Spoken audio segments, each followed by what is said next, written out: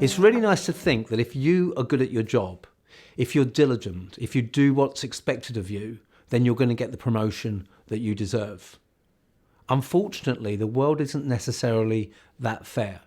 Yes, you do need to do a good job. You need to be good at what you do. But if you operate just in a silo and nobody knows about that skill set, you're going to stagnate. The truth is that professional relationships underpin career success. Now, I've been talking about this for years, about how having the right relationships within an organisation, about how having the right profile within your organisation is key to promotion. And every time I've talked about it, people have hit back.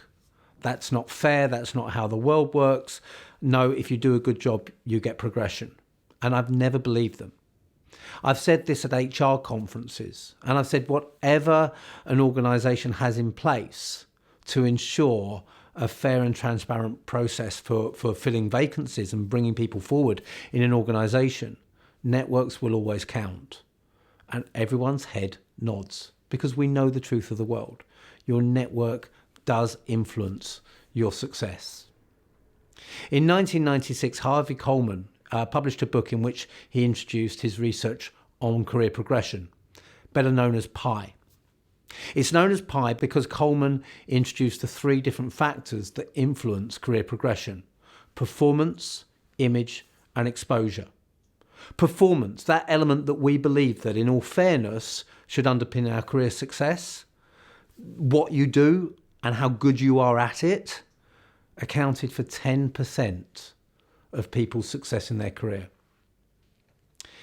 Image, not just what you do and how good you are at it, but what people know about what you do, how they understand your qualities and your talents and your abilities, 30%.